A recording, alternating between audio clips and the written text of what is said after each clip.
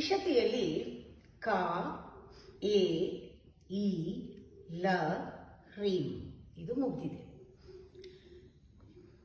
ಎರಡನೇ ಹ್ರೀಂಕಾರದ ಒಂದು ಸಮೂಹಾಕ್ಷರಗಳು ಯಾವ್ಯಾವುದು? ಹ, ಸ, ಕ, ಹ, ಲ, ಹ್ರೀಂ. ಇವತ್ತು ಹಕಾರವನ್ನು ತೆಗೆದುಕೊಳ್ತಾ ಇದ್ದೀವಿ. ಮೊದಲನೇ ಅಕ್ಷರ ಹಕಾರ. ಹೇಗೆ ಶಿವನಿಗೆ ಧ್ಯಾನ, ಅಭಿಷೇಕ, ನಿರಾಕಾರವಾದ ಒಂದು ಮೆಡಿಟೇಷನ್ ಎಲ್ಲ ಮುಖ್ಯನೋ, ಹಾಗೆ ವಿಷ್ಣುವಿಗೆ ಪೂಜೆ ತುಂಬ ಪ್ರೀತಿ. ಸಹಸ್ರನಾಮ ಹೇಳಿ ಸ್ತುತಿ, ಪೂಜೆ ವಿಷ್ಣುವಿಗೆ ಇಷ್ಟ. ಇಲ್ಲಿ ನಾರಾಯಣ ನಾರಾಯಣಿಯನ್ನ ನಾವು ಎರಡನೇದರಲ್ಲಿ ಹಸಕಹಲನಲ್ಲಿ ಪರಿಪಾಲನಾ ಶಕ್ತಿ ಹ್ರೀಂಕಾರದಲ್ಲಿ ಹೇಗೆ ಸೇರ್ಕೊಂಡಿದೆ ಅಂತ ನೋಡ್ತೀವಿ. ಹ ಅಂದಾಗ ಹ್ರೀಂಕಾರದಲ್ಲಿ ನಾವು ನಿನ್ನೆ ನೋಡಿದಾಗ ಹ ಅನ್ನುವುದೇ ವಾಚ್ಯ ವಾಚಕ ಮೊದಲನೇ ಅಕ್ಷರ ಹ, ರ, ಈಂನಲ್ಲಿ ಹಾನೇ ಬರುತ್ತೆ. ಆ ಅಕ್ಷರ ಹಕಾರ ಇಲ್ಲಿ 6ನೇ ಅವಯವ. ದೇವಿಯ ಮಂತ್ರ ಶರೀರದ 6ನೇ ಅವಯವ ಯಾವುದು? ಹಕಾರ. ಹಕಾರ ರೂಪ ಅಂದಾಗ ಹ್ರೀಂಕಾರದ ಇದೊಂದು ಭಾಗ ಅನ್ನೋದನ್ನು ನಾವು ಮರಿಬಾರದು. ಹಕಾರ ರೂಪ ಅಂತ ಹೇಳ್ತೀವಿ. ಇದು ಬಹಳ ಚೆನ್ನಾಗಿದೆ. ಇದು ಪೂಜೆ ಇರೋದ್ರಿಂದ ಅವಳು ಯಾರ್ಯಾರಿಂದ ಪೂಜೆ ತಗೊಳ್ತಾಳೆ ಅಂತ ಒಂದು ಲಿಸ್ಟ್ ಮಾಡಿಬಿಡೋಣ. ಆವಾಗ ನಮಗೆ ಈಸಿ ಆಗುತ್ತೆ. ಒಂದು ಕತೆ ಥರ, ಒಂದು ಲಿಸ್ಟ್ ಥರ ಮಾಡೋಣ. ಯಾರ್ಯಾರಿಂದ ಪೂಜೆ ತೆಗೆದುಕೊಳ್ತಾಳೆ? ಅವಳಿಗೆ ಎಷ್ಟೊಂದು ಆಯುಧಗಳನ್ನು ನಾವು ನೋಡ್ತೀವಿ. 10 ಕೈಯಲ್ಲೂ ದಶಭುಜದಲ್ಲಿ ಆಯುಧಗಳನ್ನು. ಪ್ರತಿಯೊಂದು ಆಯುಧಕ್ಕೂ ದೇವತೆ ಮಂತ್ರ ಎಲ್ಲ ಇದೆ. ಹೇಗೆ ವಾಹನ, ಒಂದೊಂದು ದೇವತೆಗೂ ಆಯುಧ ಎಲ್ಲ ಕೈಲಿಲ್ವಾ, ಎಲ್ಲಕ್ಕೂ ಒಂದೊಂದು ಶಕ್ತಿ ಇದೆ. ದೇವಿಯನ್ನ ಹಲಾಯುಧ ಅಂತ ಹ ಇಂದ ಪ್ರಾರಂಭ ಆಗಬೇಕಾದ್ರೆ ಹಲಾಯುಧದ ಶಕ್ತಿ ಇದೆ ಅವಳಲ್ಲಿ. ನಮಗೆ ಹಲ ಅಂದ ತಕ್ಷಣ ನಮಗೆ ಬಲರಾಮನ ಜ್ಞಾಪಕ ಬರುತ್ತೆ ಅಲ್ವಾ? ಅವನು ಹಲಾಯುಧ ಧರ, ಅವನಿಂದ ಪೂಜಿಸಲ್ಪಟ್ಟವಳು ದೇವಿ. ಬಲರಾಮನಿಂದ ಪೂಜಿಸಲ್ಪಟ್ಟವಳು ಅಂತ ಹಲಾಯುಧ ಧರ ಜ್ಞಾಪಕ ಬರುತ್ತೆ. ಆಮೇಲೆ ಹರನೇ ಅವಳಿಗೆ ಆರಾಧನೆ ಮಾಡ್ದ, ಹರಾರಾಧ್ಯ ಅಂತೀವಿ. ಅದು ಹಾಯಿಂದನೇ ಬರುತ್ತೆ. ಹಲದೃಕ್ ಪೂಜಿತ ಹರಾರಾಧ್ಯ ಅಂತ ಹೇಳ್ತೀವಿ. ಅದು ಹಾನೇ ಬರುತ್ತೆ. ಅವಳು ಆರಾಧನೆ ಮಾಡ್ತಾರೆ. ಆಮೇಲೆ ಹರಿಬ್ರಹ್ಮೇಂದ್ರರು ತ್ರಿಮೂರ್ತಿಗಳು ಕೂಡ ಅವಳ ಕಿಂಕರರಾಗಿ ಸೇವೆ ಮಾಡ್ತಾರೆ. ಅದು ಒಂದು ಇಟ್ಕೊಳ್ಳಿ. ಆಮೇಲೆ ಅಶ್ವಾರೂಢೆ ಎನ್ನೋಳು, ಅವಳು ದಂಡನಾಯಕಿ. ಅವಳು ದೇವಿಯ ಪಾದವನ್ನು ಅವಳು ಅರ್ಚನೆ ಮಾಡ್ತಾ ಇರ್ತಾಳೆ, ದಂಡನಾಯಕಿ. ಅದರಿಂದ ಹಯಾರೂಢೆ ಅವಳು, ಅದರಿಂದ ಅವಳು. ಆಮೇಲೆ ಇನ್ನು ಅಶ್ವಮೇಧ ಯಾಗ, ಹಯ ಅಂದರೆ ಅಶ್ವ, ಹಯಮೇಧ ಯಾಗ ಅಂತಾರೆ. ಅಶ್ವಮೇಧ ಯಾಗ ಮಾಡಿದ ಇಲಾದೇವಿ ಕೂಡ ಅವಳನ್ನು ಪೂಜೆ ಮಾಡ್ತಾಳೆ. ಇದೆಲ್ಲ ಪೂಜೆ, ಇಲಾದೇವಿ ಪೂಜೆ ಮಾಡ್ತಾಳೆ. ಆಮೇಲೆ ಅವಳು ರಾಕ್ಷಸರನ್ನು ವಧೆ ಮಾಡಿದಾಳೆ, ದುಷ್ಟರನ್ನು ಸಂಹಾರ ಮಾಡಿದಾಳೆ. ಅದು ಸಾಮಾನ್ಯವಾದ ದುಷ್ಟರಲ್ಲ, ಬಂಡಾಸುರ ಇಂಥ ದುಷ್ಟರು ಇವರೆಲ್ಲರೂ ಸಾಮಾನ್ಯರಲ್ಲ, ಬಹಳ ಶಕ್ತಿವಂತರು. ಅವಳನ್ನ ಪಾದದ ಕೆಳಗಡೆ ಹಾಕೊಂಡಿದ್ದಾಳೆ. ಅವರು ಪಾದದ ಹತ್ರ ಬಿದ್ದಿದ್ರು ಕೂಡ ಅವಳಿಗೆ ಸೇವೆ ಮಾಡ್ತಾ ಇದ್ದಾರೆ. ಅವ್ರಿಗೆ ಅದು ಪರಮ ಪದ, ಅದು ಅವಳ ಪಾದದ ಹತ್ರ ಬೀಳೋದು. ಅದು ಹರಣ ಮಾಡಿರ್ಬೋದು ಅವರು ತಮ್ಮ ಬ್ರಹ್ಮಹತ್ಯೆಯ ಪಾಪವನ್ನು ನಾಶ ಮಾಡು ತಾಯಿ ಅಂತ ಪಾದದ ಹತ್ರ ಅವರು ಕೂಡ ಬಿದ್ದಿದ್ದಾರೆ. ಆಮೇಲೆ ಮರಕತ ಬಣ್ಣದ ಒಂದು ಕುದುರೆಯನ್ನ ಇಟ್ಕೊಂಡ್ರು ಆ ಇಂದ್ರಾದಿ ದೇವತೆಗಳೆಲ್ಲ ಅವಳನ್ನ ವರಿಸ್ತಾ ಇದ್ದಾರೆ. ಆಮೇಲೆ ಶ್ರೀಚಕ್ರ ನಾವು ಜ್ಞಾಪಿಸ್ಕೊಂಡಾಗ ಅದರಲ್ಲಿ ಆವರಣಗಳ ಹಾಗೇನೆ ಪ್ರಾಕಾರಗಳು ಇದೆ.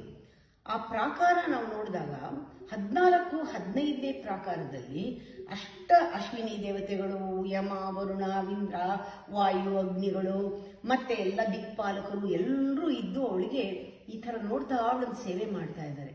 ಅದು ಆ ಪ್ರಾಕಾರದಲ್ಲಿ ಅದು ಅವಳ ಪೂಜೆ ನಡೀತಾ ಇದೆ. ಯಾವ ವರ್ಣ? 14, 15ರಲ್ಲಿ ನಡೀತಾ ಇದೆ. 16ನೇದರಲ್ಲಿ ಬ್ರಹ್ಮ ಅವಳಿಗೆ ಸೇವೆ ಮಾಡ್ತಾ ಇದ್ದಾರೆ 16ನೇ ಪ್ರಾಕಾರದಲ್ಲಿ. 18ನೇ ಪ್ರಾಕಾರದಲ್ಲಿ ವಿಷ್ಣು ಇದ್ದಾನೆ. ನಾವು ಹ್ರೀಂಕಾರವನ್ನ ಜಪ ಮಾಡ್ಬೇಕಾದ್ರೆ ವಿಷ್ಣು ಕೂತಿದ್ದಾನೆ. ವಿಷ್ಣುವನ್ನು ಕೂಡ ವಿಷ್ಣು ಹೇಗೆ ದೇವಿಯನ್ನ ಅವಳ ಸುಂದರ ರೂಪವನ್ನು ಹೇಳುವಾಗ ಹಸ್ತಿ ಕುಂಭೋ ತುಂಗ ಕುಚ ಅಂತ ಹೇಳ್ತೀವಿ. ಅಲ್ಲೂ ಕೂಡ ನಾವು ಶಿವನ್ನ ಮರೆಯಲ್ಲ. ಹಸ್ತಿ ಕೃತಿ ಪ್ರಿಯಾಂಗನ, ಯಾರಿಗೆ ಆನೆ ಚರ್ಮ ಇಷ್ಟನೋ ಅವನ ಪ್ರಿಯೆ ಅವಳು ಅಂತ ಅಲ್ಲೂ ಶಿವನ್ಗೆ ಹೇಳ್ತೀವಿ. ವಿಷ್ಣು ಜೊತೆ ಇದ್ರೂ ಕೂಡ ಹಸ್ತಿ ಕೃತಿ ಪ್ರಿಯಾಂಗನ ಅಂತ ಆ ರೀತಿಯ ಒಂದು ಆನೆಯ ಕುಂಭದಂತ ಒಂದು ಸ್ತನ ಉಳ್ಳವಳು ತುಂಬಾ ಬ್ಯೂಟಿಫುಲ್ ಆಗಿರೋಳನ್ನ ನಾವು ಹೇಗೆ ವರ್ಣನೆ ಮಾಡ್ತೀವಿ. ಒಂದ್ಸತಿ ಲಕ್ಷ್ಮಿ ತರ ಕಾಣಿಸ್ಕೊಳ್ತಾಳೆ, ಒಂದ್ಸತಿ ಹಂಸವಾಹಿನಿ ಸರಸ್ವತಿ ತರ ಕಾಣಿಸ್ಕೊಳ್ತಾಳೆ, ಇವರೆಲ್ಲರಿಂದಾನೂ ಪೂಜೆ ಪಡ್ಕೊಳ್ತಾಳೆ ಅಂತೆಲ್ಲ ಹೇಳಿದಾಗ ಅವಳು ವಿಷ್ಣು ಜೊತೆ ಯಾವ ರೀತಿ ಇದ್ದಾಳೆ ಲಲಿತಾ ಸಹಸ್ರನಾಮದಲ್ಲಿ ಇದು ಗೊತ್ತಾಗುತ್ತೆ. ನಾವೇನಂತ ಹೇಳ್ತೀವಿ ಅಂದ್ರೆ ಹರಿಬ್ರಹ್ಮೇಂದ್ರ ಸೇವಿತ, ಅಲ್ಲಿ ಹೇಳಿದಾಗ ಹಯ ಆರೂಢ ಸೇವಿತಾಂಗ್ರಿ ಹರಿಬ್ರಹ್ಮೇಂದ್ರ ಸೇವಿತ ನಾರಾಯಣಿ ನಾದ ರೂಪ. ಲಲಿತಾ ಸಹಸ್ರನಾಮ ಹೋಗ್ಬೇಕು. ನಾರಾಯಣಿ ನಾದ, ನಾರಾಯಣಿ ವಿಷ್ಣು, ನಾರಾಯಣ ನಾರಾಯಣಿ ನಾದ ರೂಪ. ಆ ನಾದ ಎಲ್ಲಿ? ನಾದ ರೂಪದಲ್ಲಿ ಅಂದ್ರೆ ಆ ನಾದ ಎಲ್ಲ ಪ್ರತಿಯೊಂದು ನಾದಕ್ಕೂ ಒಂದು ಕಿರಣಗಳ ತರ ಇರುತ್ತೆ. ಅವಳು ಸಹಸ್ರಕೋಟಿ ಪ್ರಭೆ ಇರೋಳು. ಹೀಗೆ ಹ್ರೀಂಕಾರದ ಬಿಂದುವಿನ ಮೇಲೆ 8 ವರ್ಣಗಳಿದೆ, 8 ಅಕ್ಷರಗಳಿದೆ. ಅದರಲ್ಲಿ ನಾದ ಎನ್ನುವ ರೂಪ ಅಕ್ಷರ, ಎಲ್ಲ ಅಕ್ಷರದಲ್ಲಿರುವ ಆ ವರ್ಣಗಳಲ್ಲಿರುವ ರೇಖರು, ಇದು ಕಿರಣಗಳು ಎಲ್ಲ ಕಡೆ ಹರಡಿದ್ರೆ ಈ ಕಿರಣ, ನಾದ ಅನ್ನೋ ಕಿರಣ ಡೈರೆಕ್ಟಾಗಿ ಊರ್ಧ್ವಮುಖವಾಗಿ ಹೋಗುತ್ತೆ. ಅದು ಹೋಗಿ ವಿಷ್ಣು ಕೂತಿದ್ರೆ ವಿಷ್ಣುವಿನ ಗಡ್ಡ ಏನಿದೆ, ನಾವು ಅವಳನ್ನ ವರ್ಣನೆ ಮಾಡೋ ಹಾಗೆ ಅವನು ವರ್ಣನೆ ಮಾಡಬೇಕು. ಅವನ ಗಡ್ಡ ಹಿರಣ್ಯ ವರ್ಣದ, ಬಂಗಾರದ ವರ್ಣದ, ಅಲ್ಲಿ ಒಂದೊಂದು ರೋಮಗಳು ಪ್ರಕಾಶಮಾನವಾಗಿ ಹೊಳಿತಾ ಇದೆ. ಅವನ ಕೂದಲು, ಅವನ ಗಡ್ಡ ಎಲ್ಲ ಆ ವಿಷ್ಣುವಿನ ಬಣ್ಣದಲ್ಲಿ ಅವನು ಇದ್ದಾನೆ. ಅವಳು ಹೇಗೆ ನೋಡ್ತಾ ಇದ್ದಾಳೆ ಅವನನ್ನ, ಆ ಒಂದು ನಾದ ಅನ್ನುವ ಒಂದು ಕಿರಣ, ಆ ಜ್ಯೋತಿ, ಕೋಟಿ ಸೂರ್ಯ ಪ್ರಕಾಶವಾದ ಜ್ಯೋತಿ ಅದು ಎಲ್ಲ ಅವನನ್ನ ಊರ್ಧ್ವಮುಖವಾಗಿ ಹೋಗಿ ಅವನಲ್ಲಿ ಬೆರೀತಾ ಇದೆ. ಅವನನ್ನ ಅವಳು ಯಾವ ರೀತಿ ನೋಡ್ತಾ ಇದ್ದಾಳೆ ಅಂದ್ರೆ ಸುರಸುಂದರಾಂಗ ಅನ್ನಲ್ವಾ, ಸರ್ವಾಂಗ ಸುಂದರನಾಗಿ ನೋಡ್ತಾ ಇದ್ದಾಳೆ. ಆಮೇಲೆ ಚಿರ ಯೌವನದಲ್ಲಿ ಅವನನ್ನ ನೋಡ್ತಾ ಇದ್ದಾಳೆ. ಅವನು ಚಿದ್ರೂಪಿಯಾಗಿ ನೋಡ್ತಾ ಇದ್ದಾಳೆ ಅವನ್ನ. ಆಮೇಲೆ ಅವನು ಕಾಮ ರೂಪದಲ್ಲಿ ನೋಡ್ತಾ ಇದ್ದಾಳೆ, ಅಂದ್ರೆ ಅವನು ಕಾಮೇಶ್ವರನಾಗಿ ನೋಡ್ತಾ ಇದ್ದಾಳೆ. ಅವಳು ರತಿಯಾಗಿ ನೋಡ್ತಾ ಇದ್ದಾಳೆ. ಏನೂ ಅಪೇಕ್ಷೆ ಪಡದೆ ಅವಳೇ ಅವನ ಸೇವೆ ಮಾಡ್ತಾ ಇದ್ದಾಳೆ. ಇಲ್ಲಿ ಎಲ್ಲರಿಂದ ಸೇವೆ ತೆಗೆದುಕೊಂಡಿದ್ದ ದೇವಿ ಅವಳು ಸೇವೆ ಮಾಡ್ತಾ ಇದ್ದಾಳೆ.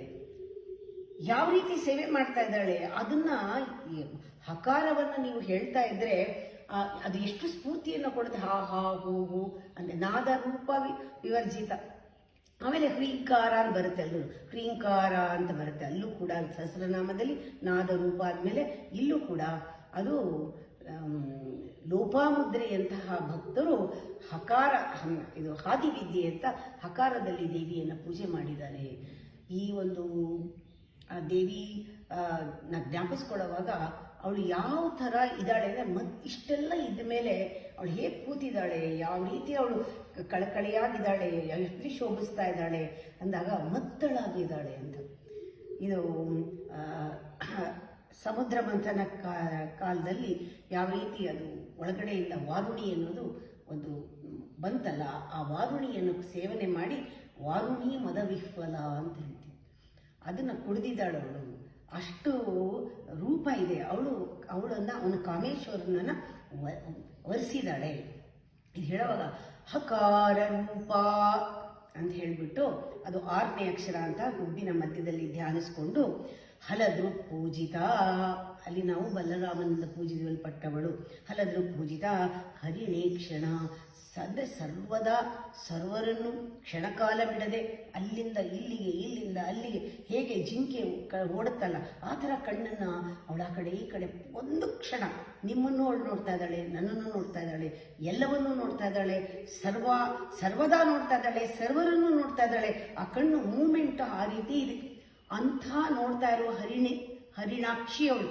ಹರಿಣಾಕ್ಷಿಯನ್ನ ಶಿವ ಅವಳ ಕಣ್ಣ ಮೂಲಕ ಎಲ್ಲವನ್ನೂ ನೋಡುವ ಸೇವೆ ಮಾಡ್ತಾ ಇದ್ದಾಳೆ. ಅವಳು ಶಿವನಲ್ಲಿ ಒಂದಾಗ್ಬಿಟ್ಟಿದ್ದಾಳೆ, ಆತ್ಮದ ಶಕ್ತಿಯಾಗಿದ್ದಾಳೆ. ಶಿವ ಅವನನ್ನ ಆರಾಧನೆ ಮಾಡ್ತಾ ಇದ್ದಾನೆ. ಆಯ್ತಾ ಹಕಾರ ರೂಪ ಹಲದೃ ಪೂಜಿತ ಹರಿಣೇಕ್ಷಣ ಹರಪ್ರಿಯ ಹರಪ್ರಿಯ ಹರಾರಾಧ್ಯ ಹರಿಬ್ರಹ್ಮೇಂದ್ರ ಸೇವಿತ. 3 ಹರಿಬ್ರಹ್ಮರು ಕೂಡ ಸೇವೆ ಮಾಡ್ತಾ ಇದ್ದಾರೆ. ಅವಳು ಕಾಲತ್ರ ಕೂತ್ಕೊಂಡು ಹರಿಬ್ರಹ್ಮೇಂದ್ರ ಸೇವಿತ ಹಯಾರೂಢ.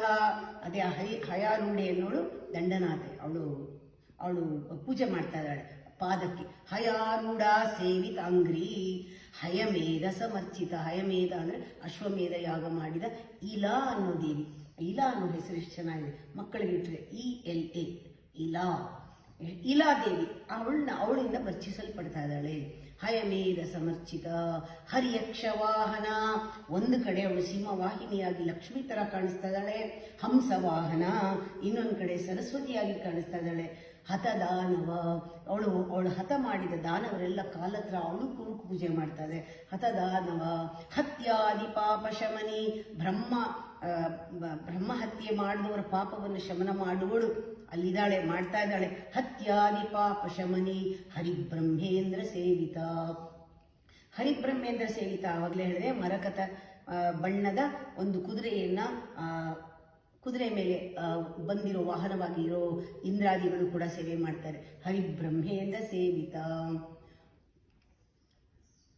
ಎಷ್ಟು ಹೇಳ್ತಾ ಇದ್ರೆ ಹಕಾರ ಅಹಾ ಅನ್ನೋದು ಚೆನ್ನಾಗಿ ಒತ್ತಿ ಹೇಳಬೇಕು. ಹಯಾರೂಢ ಸೇವಿತಾಂಗ್ರಿ ಹಯಮೇಧ ಸಮರ್ಚಿತ ಹರಿಯಕ್ಷವಾಹನ ಹಂಸವಾಹನ ಹತದಾನವ ಹತ್ಯಾದಿ ಪಾಪ ಶಮನಿ ಹರಿದಶ್ವಾದಿ ಸೇವಿತ ಹಸ್ತಿ ಕುಂಭೋತ್ತುಂಗ ಕುಚ ಹಸ್ತಿ ಕೃತಿ ಪ್ರಿಯಾಂಗನ. ಹಸ್ತಿಯ ಚರ್ಮ ಇಷ್ಟ ಆಗಿರೋನ ಪ್ರೀತಿ ಮಾಡ್ತಾಳೆ. ಹಸ್ತಿ ಕೃತಿ ಪ್ರಿಯಾಂಗನ ಹರಿದ್ರ ಕುಂಕುಮಾದಿದ್ದ. ನೋಡಿ ಇಷ್ಟು ಮುಖ ಜ್ಞಾಪಿಸ್ಕೊಳ್ಳಿ. ಅವಳು ಕೂತಿದ್ದಾಳೆ, ಆ ರೀತಿ ಒಂದು ಆನೆಯ ಕೂವದಂತಹ ಒಂದು ಸ್ತನ, ಈ ಕಡೆ ಅರಿಶಿಣ ಕುಂಕುಮ, ಆ ಕಳೆನ ಜ್ಞಾಪಿಸ್ಕೊಳ್ಳಿ. ಹರಿದ್ರ ಕುಂಕುಮಾದಿದ್ದ ಹರಿಯಶ್ವಾದ್ಯಮರಾರ್ಚಿತ. ಎಲ್ಲ ನಾನು ಹೇಳಿಲ್ಲ, ಆವರಣ ದೇವತೆಗಳೆಲ್ಲ ಹೇಳಲ್ಲ. 14ನೇದು ಪ್ರಾಕಾರ ಹರಿಯಶ್ವಾದ್ಯಮರಾರ್ಚಿತ. ಹರಿಕೇಶ ಸಖಿ ನೋಡಿ, ಹರಿಕೇಶ ಸಖಿ ಬಹಳ ಮುಖ್ಯ. ಹರಿಕೇಶ ಸಖಿ ಅಂದರೆ ಆ ಒಂದು ಬಂಗಾರದ ಬಣ್ಣ, ಹಿರಣ್ಯವರ್ಣದ ಬಣ್ಣದ ಕೂದಲು.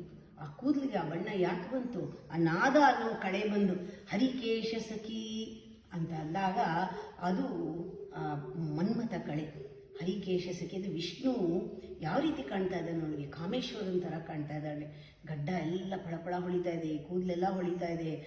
ಯಾಕೆ ಅಂದರೆ ಆ ಕ್ರೀಂಕಾರದ ಮೇಲಿರುವ ನಾದಗಳಿದೆಯಲ್ಲ, 8 ನಾದದಲ್ಲಿ ಅದರಲ್ಲಿ ಒಂದು ಮೊದಲನೇದು ಅರ್ಧಚಂದ್ರ ಅಂತ ಹೇಳ್ತಾರೆ, 2ನೇದು ರೋದಿನಿ ಅಂತ ಹೇಳ್ತಾರೆ, ಮೂರನೇದು ನಾದಾಂತ, ನಾದ 3ನೇದು, ಅದೇ ಆ ಬೆಳಕು ಕೊಡೋದು. ನಾದಾಂತ, ಇನ್ನೊಂದು ವ್ಯಾಪಿನಿ, ಇನ್ನೊಂದು ಸಮನ, ಕೊನೆಯದು ಉನ್ಮಿನಿ ಅಂತ. ಈ ರೀತಿ ವ್ಯಾಪಿನಿ ಉನ್ಮಿನಿ ಅಂತ. ಇದರಲ್ಲಿ ಆ ನಾದ ಅನ್ನೋದು ಊರ್ಧ್ವಮುಖವಾಗಿ ಹೋಗುವ ಕಿರಣ ಅವನ ಗಡ್ಡನ ಪಳಪಳ ಅಂತ ಹೊಳಿತಾ ಇದ್ದಾರೆ. ಕೋಟಿ ಸೂರ್ಯ ಪ್ರಕಾಶವಾಗಿರೋ ಕಿರಣ. ಅದಕ್ಕೆ ನಾವು ನಾರಾಯಣಿ ನಾದ ರೂಪ ನಾಮರೂಪ ವಿವರ್ಜಿತ ಅಂತ ನಾವು ಸರಸನಾಮದಲ್ಲಿ ಹೇಳೋದು ಜ್ಞಾಪಕ ಬರುತ್ತಲ್ವಾ, ಅದನ್ನು ಜ್ಞಾಪಿಸ್ಕೋಬೇಕು. ಹೀಗೆ ಅವಳು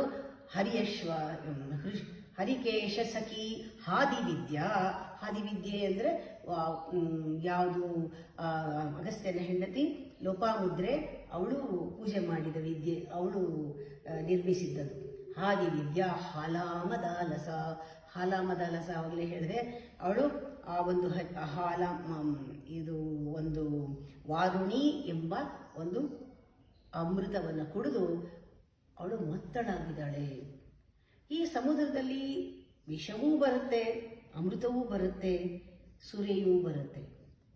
ಕೆಲವು ಸುರೆಪಾನ ಮಾಡೋದು ಅನ್ಕೋಬಾರ್ದು, ಅದು ಅಮೃತಪಾನ, ಅದು ಮತ್ತಳಾಗಿರುತ್ತೆ. ಅದು ವಿಷವೂ ಅಲ್ಲ, ಅದು ಹೆಂಡನೂ ಅಲ್ಲ. ಅವಳು ಅಷ್ಟು ಅಮೃತಪಾನ ಮಾಡಿ ಮತ್ತಳಾಗಿ ಅವಳು ಅವನನ್ನು ಕಾಮೇಶ್ವರನನ್ನು ಒಲಿಸ್ಕೊಳ್ತಾ ಇದ್ದಾಳೆ. ಅದು ವಿಷ್ಣು ರೂಪ, ಇದು ಪರಿಪಾಲನಾ ಶಕ್ತಿ.